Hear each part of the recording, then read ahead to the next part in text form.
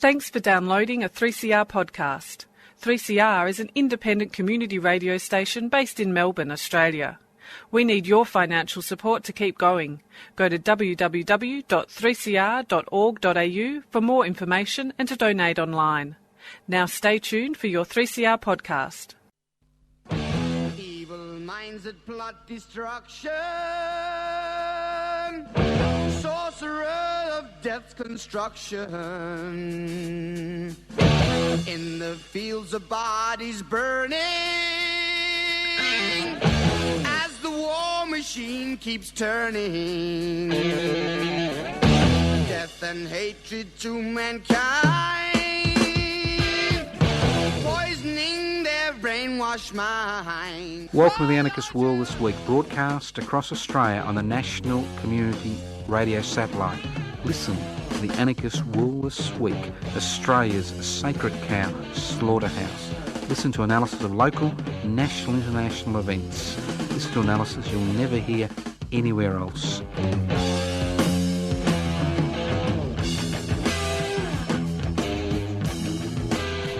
Welcome to the Anarchist World This Week, broadcast across Australia via the Community Radio Network. My name is Joseph Toscano. I'm hosting today's program. Anarchy, anarchy, anarchy, anarchy, anarchy. Anarchos without rulers. How does a society without rulers look like? Well, it's like any disease. You've got to find out what type of disease you've got before you can plot your way to better health or the pine box. So anarchos without rulers. How do you create a society without rulers? You look at what gives rulers power. What gives rulers power? Inequalities in power and wealth. The greater wealth you have, the greater ability you have to actually determine the lives of other people. The greater power you're able to exercise, and the more concentrated that power is in the fewer and fewer hands, the greater influence you have to affect the lives of billions, if not, hundreds of millions, if not billions. Not the Anzac, I got a bit forward here, but the anarchist struggle is a struggle to devolve power, which is a fancy name for saying to try to equalise power and to share wealth, to hold wealth in common, a distribution of wealth based on need, not greed. Very simple concepts, equality in power and wealth. And how do you get equality in power? One mechanism is through direct democratic processes where the people involved in the decision make a decision. Instead of electing representatives, as you will be doing if you're voting on the 18th of May, a delegate system or a direct democracy system is based on delegation. You make the decisions regarding that particular issue that affects you with other people that it affects. Then you appoint or elect delegates to coordinate those decisions at a local, regional and national level. Sounds complex? Well, it is complex. Democracy is about participation. Demos, the people. So, I think I'll start off with what's happening in Sudan, because we did do a pretty comprehensive thing, and people say, why Sudan? Well, we're actually seeing a revolution and a counter-revolution, and it's all intertwined. And it's intertwined with the United States thinking they still control the universe. Not the world, the universe. Let's not forget that Mr. Trump wants to militarise space.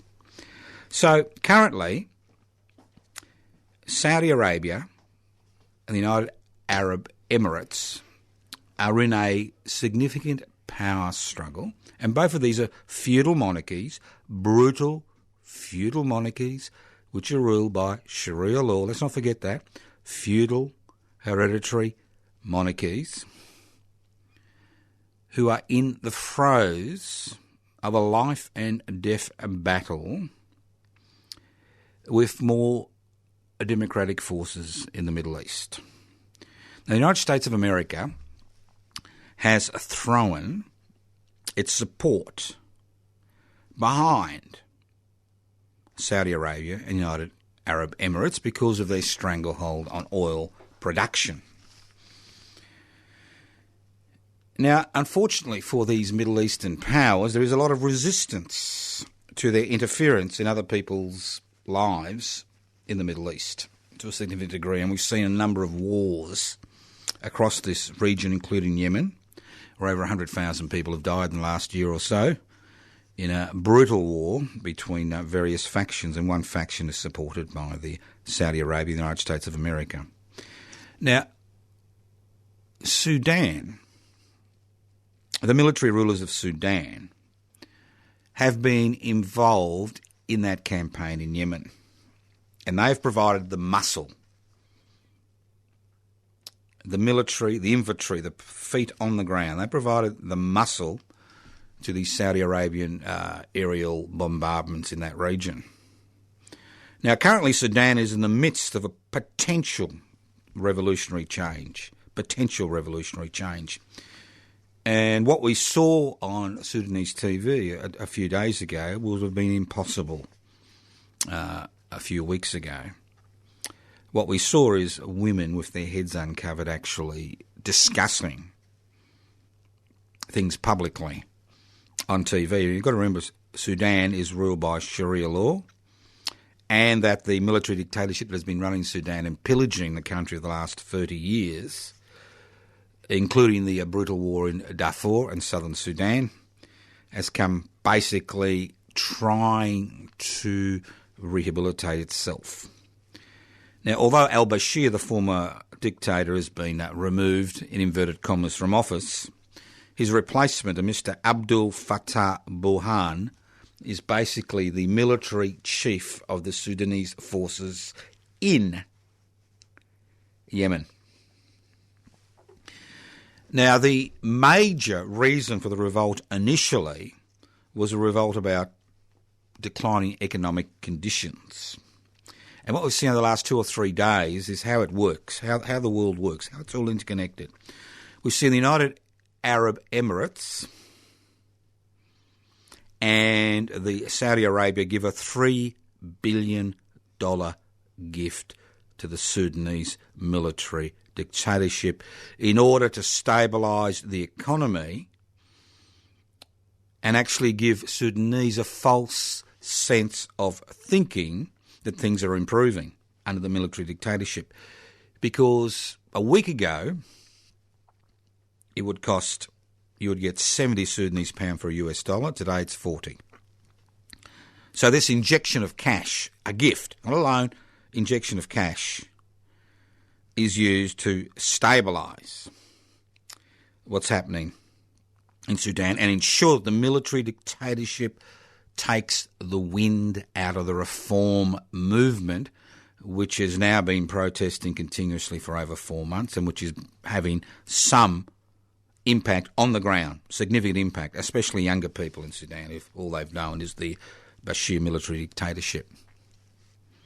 At the same time, what the President of the US of America did is he vetoed a congressional and Senate resolution in the United States to remove United States support for Saudi Arabian forces, United Arab Emirates forces in Yemen. Because Mr. Trump, the groper, has had a very close relationship with the feudal monarchy that rules Saudi Arabia, and that began with a $100 billion arms contract at the beginning of his presidency 2 years ago. Now, currently, the United States of America is trying to squeeze Iran, economically bankrupt Iran, so that there are revolts in Iran which see the overthrow of the mullahs. So it has introduced an oil embargo and is now escalating that oil embargo in order to try to prevent countries like India and Japan and China and Russia from actually importing diesel, because Iran is noted for diesel oil, and buying diesel from Iran. So it's made this. So who does this benefit in the long run? Obviously, it benefits the Saudi Arabian government and the United Arab Emirates, because they will be asked to step up oil production to fill the void, because if that doesn't occur, there'd be increasing prices for diesel, especially in the West, and that would cause a lot of consternation among the business community. So, there it is. Very simple, all interrelated. People trying to maintain power by using their wealth and their military capabilities to enslave billions, hundreds of millions of people. And the Middle East is a classical example of how it all intertwines and how it all works, and the prominent role the United States of America plays in this little exercise, where they attempt to dictate to other countries who they should trade with, whether it's Venezuela, which has been the victim of an oil embargo now for years, or whether it's Iran or any other nation state which somehow doesn't follow the United States deregulation, corporatisation, privatisation bandwagon. So there it is. Can you do anything about it? Possibly not. But again, it's important to understand how it all works. Otherwise, it just seems like, things are not connected. They are connected. Let's move on. Now, I understand that according to the fourth estate in this country, that the Australian Labor Party has bowed to the demands of the unions in terms of increasing a basic wage to a living wage, in order to ensure that casuals who are basically employed permanently have the ability to become permanent workers, and in terms of actually increasing the minimum wage of imported foreign workers in order to ensure that they don't undercut local people. So these are three policies which the ALP is currently floating in its election campaign. But I like the word bowed to union demands. Now, well, the ALP, the Australian Labor Party, was actually formed in 1891 after the disastrous 1891 shearers' strike by the trade union movement. And although it has moved a fair way from the trade union movement, its main support is the trade union movement. So it's not about bowing to union demands. It's about listening to trade unions, listening. It's about listening. And when you talk about bowing, look at the way we have been kowtowing, not just bowing and genuflexing, but kowtowing, lying on the ground, kowtowing to employers' demands. Kowtowing to employers' demands to keep minimum wages at ridiculous levels while corporations maximise profits. Over the last 2 decades, the amount of return for every dollar invested to an investor and a corporation is 66%, and 33% goes to the people that create that wealth, the workers. 20 to 30 years ago, it was the opposite way around. 66% of every dollar which was invested went back to the workers, the people who create the wealth, and 33% went to the investor. So here we are, we kowtow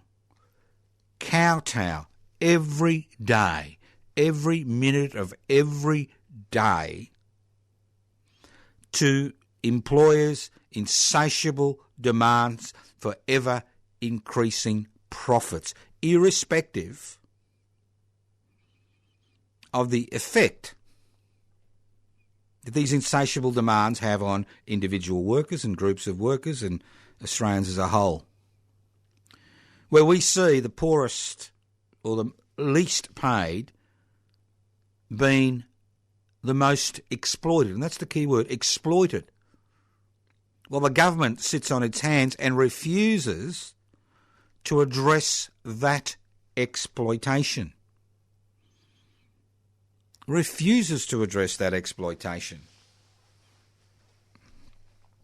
So here we are, we kowtow constantly to employers' demands and investors' demands for ever-increasing profits, irrespective of the human, social, environmental and national costs. Well, the Fourth Estate craps on and goes on about the ALP election campaign bowing to union demands. Extraordinary. Let's move on. So it's an interesting election campaign. It's the first time since 1988 that haven't been a candidate for a variety of reasons. And it's interesting to actually sit back and see how the election campaign is stage managed, how we see different people being thrown forward, like Mr. Palmer, $50 million advertising, seems to be having an effect in North Queensland. Maybe it is, maybe it isn't. Let's see when the results roll in. Quite interesting. People think, oh, wow, it just shows you. You don't really need to have much credibility in life. You can shortchange your workers. You can refuse to pay your bills. You can transfer the ownership of your company overseas while claiming to put Australia first. You can be the hypocrite of all hypocrites. But if you've got enough advertising dollars, enough social media advertising, enough print media advertising, enough radio advertising, billboard advertising, television advertising, there'll be somebody who's willing to vote for you, irrespective of lack of policies. Not that policies really matter, as we've just seen with the Ukrainian election, where a comedian with no policies was elected. I can understand why in Ukraine, but that's the way it goes. So think about it. Kowtowing, unbelievable. Let's move on. Water. It's interesting how the word gate is always used. Gate is always used when there's a little bit of a whiff of a bit of a scandal. And Mr. Barnaby Choice, who's the member for Armidale, the National Party member for Armidale, former Deputy Prime Minister and Liberal and member of the Liberal National Party before he forgot to do up his fly. It's interesting how he's back in the headlines. Now, water. Now, I don't think many of our listeners understand, especially in an urban setting, that water, the lifeblood, the very lifeblood of existence, is a tradable commodity in the land of Oz. Now, farmers, since 1994, with the corporatisation of this country's water supply, farmers have been allocated fixed amounts of water, or certain amounts of water, depending on the need for the farm, the need for the environment, and the list goes on and on. So farmers are actually allocated water by the state, by the government. It makes an allocation. It says you are entitled to so much water over the next season. You're entitled to no water, blah, blah, blah. Okay? Now, interesting thing is that you can either use that water or you can sell that water. Isn't that interesting? You have the ability to sell that water on an open market, in an open market. So now we have a market just in the Murray-Darling Basin, just in that basin, worth $2 billion a year, where water is traded, bought and sold. Where the government of the day, which is the owner of the water, buys back that water from private corporations who are not interested in actually farming. They're not interested in using that water to create products or feed animals. They're interested in that water as a commodity. They go around buying farms at discount prices of smaller farmers who have been squeezed out of the farming fraternity, and then leave that land fallow and trade that water. Sell that water back to the government for a profit. Sell the rights to access that water. And not only access water allocations, but the right to sell the runoff from that property back to the government. So this is the end point of that corporatisation game. where in 1994, water was made a tradable commodity. So what we see is people jockeying to fill government contracts. We see hedge funds and corporations trading water for a profit, not using that water for farming practices. And at the same time, we see farmers being starved of water and in certain cases actually not allocated any water over the next 12 months because of the current drought. So the same garbage that we see in the electricity system with its generation, distribution, whatever, which was the result of privatisation, we see in the water market.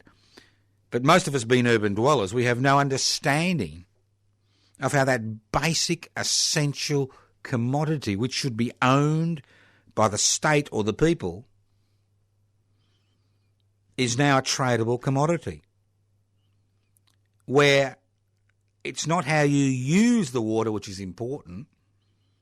What is important is how much water you can acquire, which you can then resell in the marketplace for a profit at a later date when there is a shortage of water and the government at the state and federal level needs to buy back water in order to put water back into the system to ensure the Murray-Darling Basin continues to flow. And you think you live in a civilised society. Give me a break. This is an exact example, this is a classic example of what happens when you privatise basic commodities and basic necessities, when you leave it to the marketplace to determine what a price is. So Barnaby Joyce's problem is, and previous governments' problems have been, is who have they bought that water from? Have they bought it off mates? Have they used their position in Parliament to ensure their mates make a buck? Who knows? But it's the whole system which is wrong. I mean, if you're allocated water by the state for farm use, that water should be used for farm use. And if you're not be able to be traded openly as a commodity in an open marketplace, because what that does is it destroys the ability of the smaller farmer to survive and allows corporations to dominate that marketplace and set the price that they feel they can maximise their profits at for the monopoly or duopoly that they have over this essential commodity, water. Listen to the Anarchist World this week, broadcast across Australia via the Community Radio Network. My name is Joseph Toscano. I'm hosting today's program. If you wish to discuss matters further, you can leave messages on 0439 395 489. You can go on you can go to my Anarchist Media Institute page, anarchistmedia.org, see what's happening. You can actually look at a number of the web pages that I'm involved in, public interests before corporate interests, pibci.org, pibci.org, public interest before corporate interests. Go to the YouTube channel, Public Interest Before Corporate Interests, Facebook page, Toscano for the Public. You can go to tons of stuff. Twitter account, Pibci, PIBCI _AU, Pibci, PIBCI _AU. So there's lots of things happening, lots of ways you can contact me. You can always write to me at Post Office Box 20, Parkville 3052. Post Office Box 20, Parkville 3052. And just remember, I don't get paid. I'm a volunteer. I might not get back to you for a day or two, but that's the way it is. And if I don't get back to you, re-ring, rewrite, re-email. You can email me at anarchistage@yahoo.com, anarchistage@yahoo.com, or info@pibci.net. I encourage you strongly to look at the Public Interest Before Corporate Interests website, Pibci. Public Interest Before Corporate Interests website. Encourage you to look at it and join. You know, you got a great chance on the 18th of December to cast a ballot and forget all about it for the next 3 years and whinge and carry on and jump up and down, or you can actually get involved in the democratic process, which means getting involved in protests, organisations, petitions, because what happens in between elections is just as important, if not more important, than the ballot that you cast on the 18th of May. You can join public interest before corporate interest by going to PIBCI, P-I-B-C-I.net, PIBCI, B-I-C-C-D-I. It's either .net or .org. For some reason, it's escaped me at the minute. But go to public interest before corporate interest, the website, you can't go wrong. Now, I did make an offer, which hasn't been taken up, that I'm quite happy to do at any public meeting regarding public interest before corporate interests, anywhere in Victoria and possibly Tasmania in July, in order to explain what public interest before corporate interest is all about, in order to try to increase our membership to the 550 people on the electoral roll that is required to register public interest before corporate interest as a federal political party. And the main reason of actually not standing in this year's federal election, the main reason is I think it's more important that we get PIBCI over the line, get it registered as a federal political party, and that will give the opportunity for the members of the organisation to stand in electorates across this country at the next federal election and put forward policies which put the interests of the many, that's the public, before the interests of the few. So you can download the application form, or you can ring me for a copy, which I'll send you. Just leave a contact address, or you can write to us at Post Office Box 20 Parkville 3052, or you can leave a private message on the Facebook page Toscane for the public. So there are many mechanisms by which you can join public interest before corporate interests and become part of an organisation that not only is interested in electoral politics but is also interested in conducting that struggle over the next 3 years, a struggle to put the interests of the many before the interests of the few. And it's all very well to, be disappointed or happy or, unhappy at the end of this federal election, but the issue is policies, to a large degree, come from below. And if there's one thing we can remember from the Algerian and Sudanese revolutions, which are occurring now, is that policies come from below. Whether you live in a dictatorship or a parliamentary democracy, policies come from below, and they come from a push for change. And that's the difference between now and the 1960s and 1970s.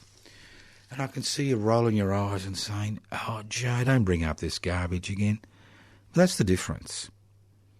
When I first started on this journey in 1968, which is over 50 years ago, when I first started on this journey, we had a belief that we could change things by using our bodies, by being active participants in the democratic process. We had that belief we could change things. And we had faith, in inverted commas. We were optimistic that change was possible. Bring the clock forward 50 years and that optimism is no longer part of everyday political change. What we see is the growth of what's described as identity politics or single-issue politics. Things like the marriage equality campaign. We've got marriage equality, so what? So what? So what? What we need to do is be looking at campaigns that actually make a fundamental change. And those campaigns revolve around the two things that I mention and re-mention and mention and re-mention every day, every radio program over the last 42 years. That is devolving power, sharing power, and holding wealth in common. Unless we make these two major fundamental changes, what we have is froth. And this society, capitalism, can incorporate anything except campaigns which hit their nerve, the Achilles heel, the ability to create a profit out of other people's labour. They can tolerate an anti-racist campaign. They can tolerate a sexual equality campaign. They can tolerate a vegan campaign. It can be incorporated into a capitalist framework. They can tolerate an environmental green campaign. Obviously, it's not going to happen overnight, but as people push and shove, those campaigns, those wins are incorporated.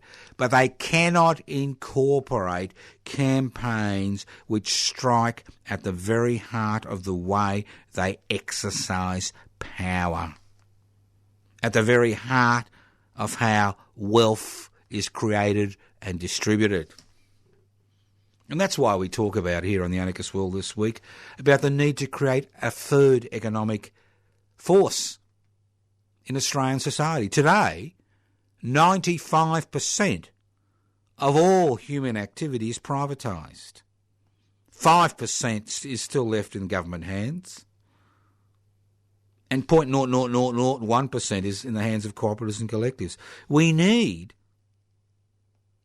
to increase the economic input and power of cooperatives and collectives, because cooperatives and collectives do not make individuals rich, but they do provide people with the basic necessities of life and the security that's required in a capitalist society. So if you increase the cooperative and collective sector of the economy at the expense of the private sector, what you will see is a greater ability of people to be employed in secure, reasonably paid jobs. It's very simple. So why do you think every time somebody talks about a living wage or increasing New Start allowance, that everybody throws their hands up in horror? Because it means that people have to acknowledge the concept of a social contract, the need for social cohesion, the need for a vision and optimism, the need to put the interests of the many before the interests of the few. Because we are not atomised individuals who are competing against each other for a bigger, slice of the pie, as we've been told over the last 40 years. We have seen the breakdown of social cohesion, the increase in the way that people who have simple solutions now have become accepted as prominent political figures in this country. We have seen the pauperisation of an increasing number of Australians who in many regards find themselves in the same situation Aboriginal and Torres Strait Islanders found themselves in when they were dispossessed by the colonisers. Now we're being dispossessed by a group of people that have been brought across in order to ensure that people don't join unions and that profits are not shared. And we call it efficiency. So for the last 40 years, 99% of the population in this country has been marching behind the corporate Pied Piper. The Pied Piper, those of you who are old enough to remember the story of the Pied Piper, he went through the villages and the children followed him. And this was an analogy to the fact of the Children's Crusade, where children were lured out of the villages in medieval Europe, joined the crusade to free the holy city, and found themselves sold into slavery on the way to that crusade. It's the same now for the corporate Pied Pipers. The corporate Pied Pipers, aided and abetted by governments who, were actually providing the tune, said that if we embark on the privatisation, corporatisation, globalisation, deregulation train ride, it'll all be good. Well, I'm sitting here and you're sitting there or standing there or walking or running or jogging, I don't know what you're doing, I never will, and don't particularly care what you're doing when I'm talking, as long as you listen. You've got the corporate Pied Piper. We are now sitting in the debris. That's right, the debris of the corporatisation, deregulation, globalisation, privatisation tsunami which has swept not just over this country but almost every other country on this planet. And we are sitting in the debris, looking round and thinking, is this all there is? Is this what we have after 40 years of this failed ideological madness? Where so-called representative governments, elected governments, have forgotten their primary responsibility is to the people, demos, democracy, not to the puppet masters who pull the parliamentary strings, not to that 1% that owns the means of production, distribution, exchange and communication. So we see a breakdown in social cohesion, which we can't police our way out. We see an increase in the exploitation of people who work through casualisation, through minimum wages that don't actually even pay the bills, through the marginalisation and criminalisation of trade unions, through the pauperisation of the 1/3 of Australians, over 8 million, who rely on social security benefits to survive. People on, who are called welfare bludgers and cheats, when in reality we have a social security system, not a welfare system where we dole out bits and pieces to people, although through the card that they were trying to introduce around this country, it's about doling out welfare. It is a social contract that each and every one of us is involved in, whether we know it or not. It's that social cohesion which gives us the ability to be prosperous and to be secure. Because you can have police on every corner of every street and you can have a military that's happy to pounce at any time, but that doesn't give you social cohesion. It doesn't give you that ability to live in a society and maximise your ability to live in that society in a secure environment. So as we sit in the debris, and we look around and we say, that wasn't a good idea. That wasn't a good idea.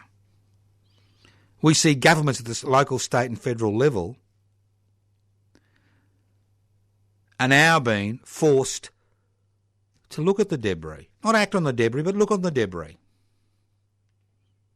Because of increasing dislocation.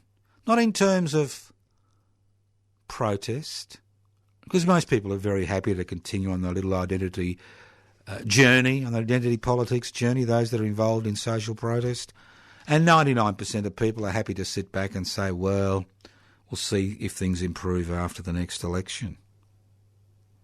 But the reality is the pressures are increasing. And as the pressures increase on individuals take action. And as those individual actions coalesce, you create a mass movement. A movement that has a profound impact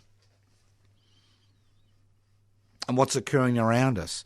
A movement which puts social cohesion before individual profit.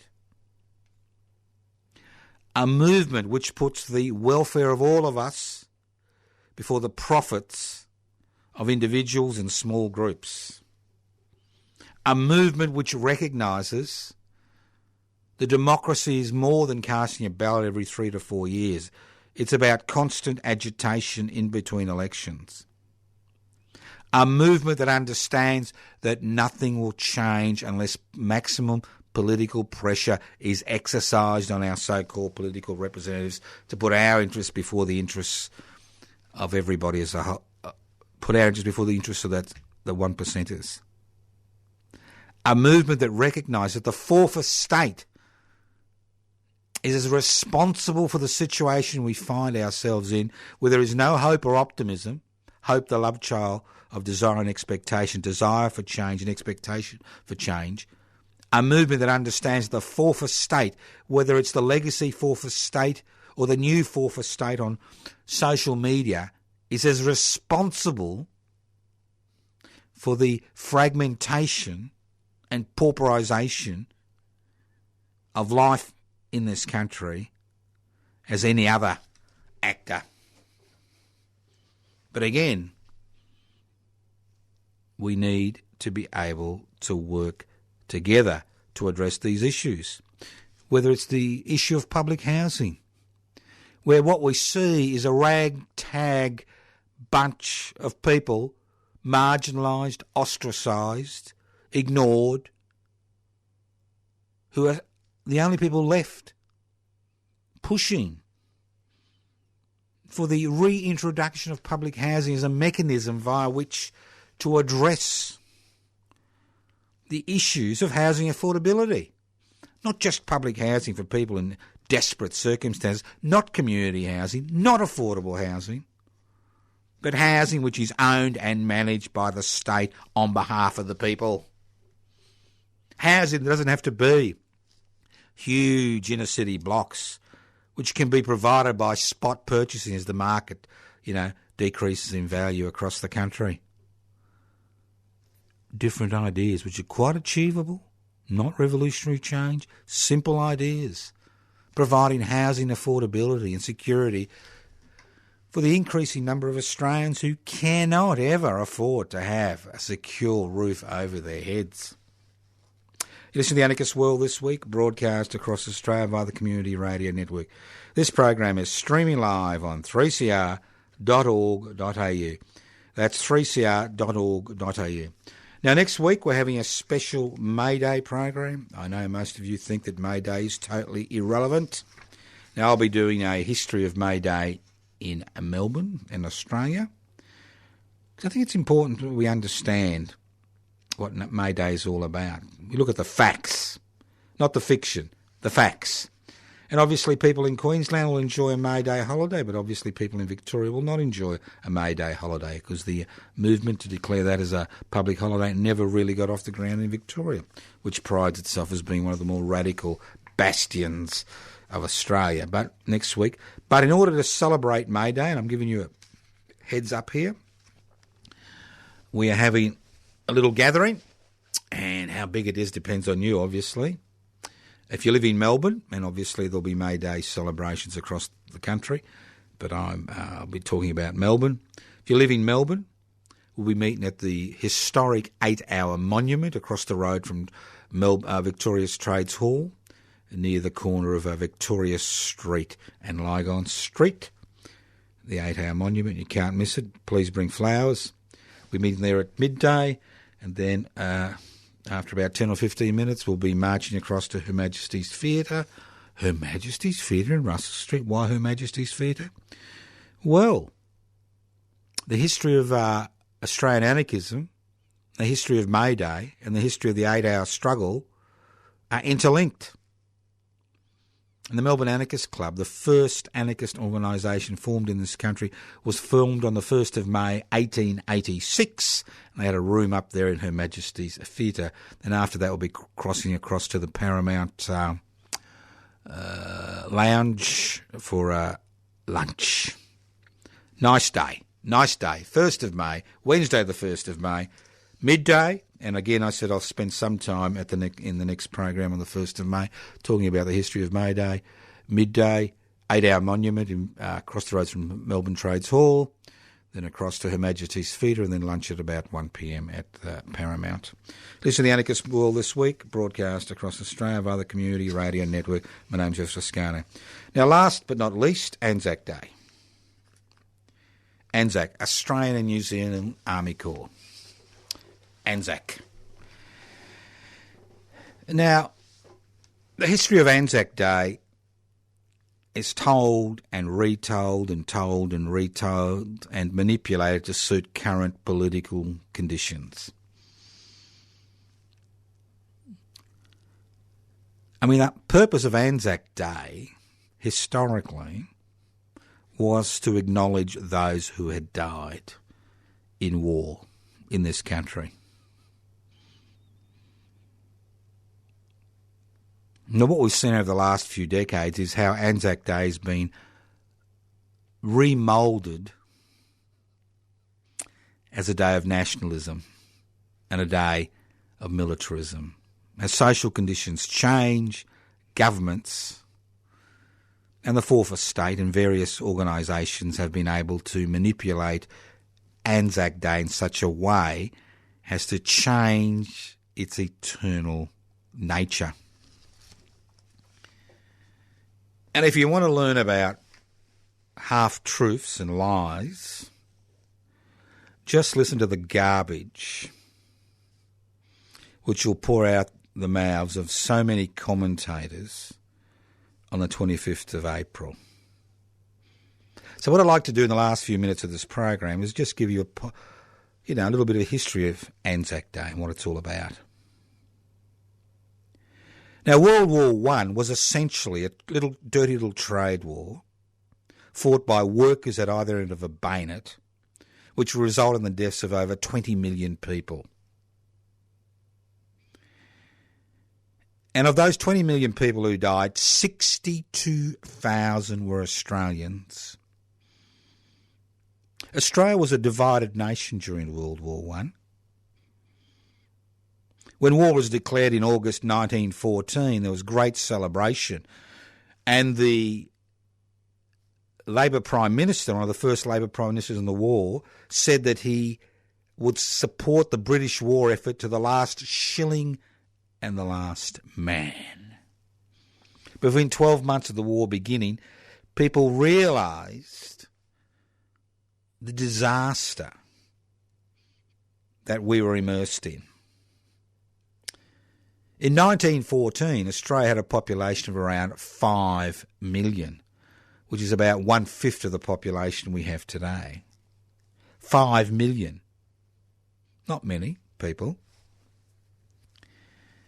And of that population of 5 million, 420,000 volunteered to fight in the war to end all wars. And in one day in that military campaign in 1917 on the Western Front, over 8,000 Australians died in one day. Of those 420,000 Australians who went to war, volunteers, of the 420,000, 62,000 died on the European killing fields in the most grotesque manner. Not for democracy, not for freedom, not for liberty, not to liberate people from, dictatorial governments, but they died on the altar of Mammon. They died for the glory of God, King and country. Things were so bad when the relatives wanted to put epitaphs on the tombstones of these men who were buried in European killing fields. Anybody who made any negative reference to the war or to the royal family, those epitaphs were not allowed. And of the 66 letters that they were given, were allowed to write, and that included the spaces between on the tombstones, since not only do they have to pay to have the inscription placed on that tombstone, but the censors denied relatives the ability to express their feelings about how hideous and useless this war was. Australians fought back, not in the European killing fields, but they fought back in Australia Faced with a decrease in the number of volunteers as people realised the stupidity and futility of what was happening in Europe, and that it was a war for money, glory, king and country, the government split and attempted to introduce conscription. But the resistance to conscription was so extreme, the government's forced to call a plebiscite. And in the midst of the war in December 1916, the Australian people said enough is enough. They said no to conscription. And they said no to conscription again in late 1917. And it's no exaggeration to say if they had not said no to conscription, another 100,000 Australians would be sacrificed on the European killing fields for the glory of God, King and country.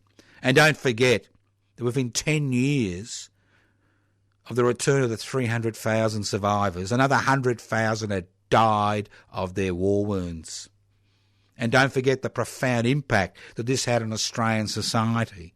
The fact that 1 in 2 families lost relatives, brothers, uncles, grandfathers, fathers, for nothing. They don't let them tell you that World War I was justified in any way. Obviously, the history of World War II is different. It's a history about resistance against fascism, although we had our own homegrown fascists in this country. And let's not forget that most of our military interventions since World War II have been fought on other people's soils, on other people's battles. Nothing to do with the protection of this country. So on the 25th of April, remember the dead. Remember the wounded.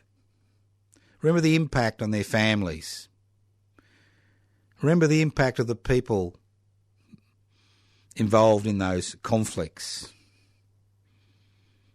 Remember the futility of war. Remember how people are manipulated to suit current political concerns. Remember how people were manipulated during the Vietnam War and the Iraq War.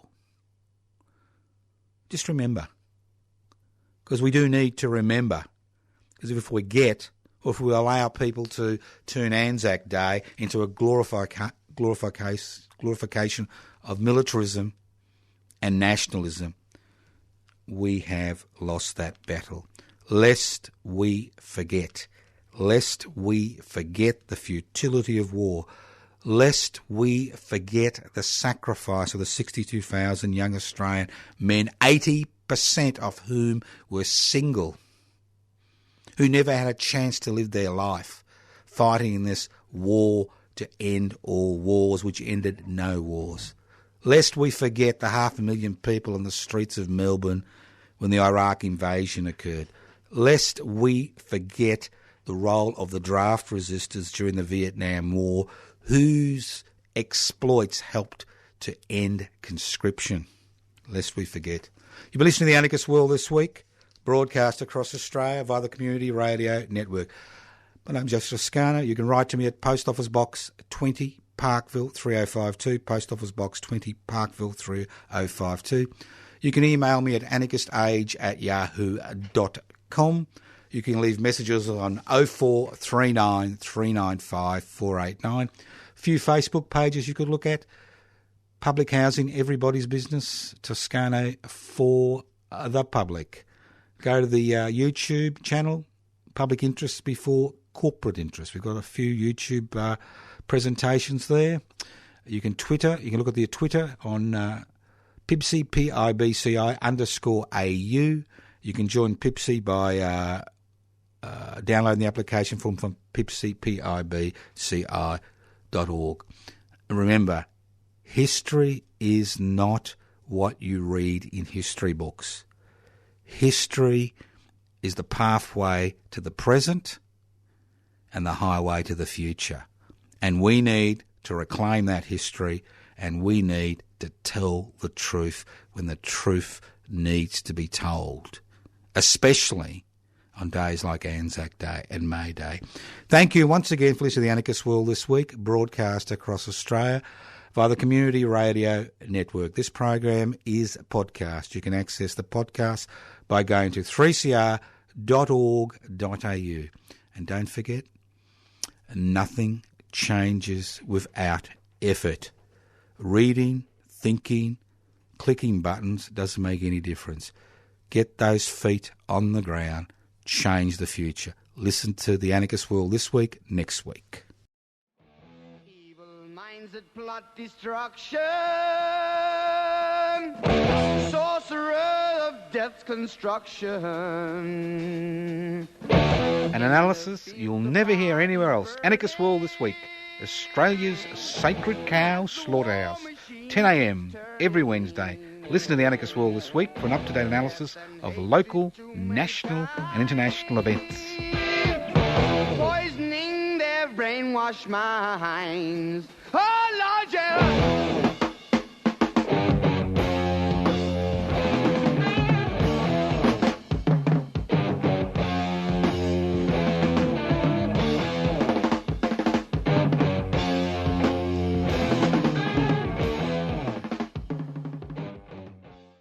You've been listening to a 3CR podcast produced in the studios of independent community radio station 3CR in Melbourne, Australia.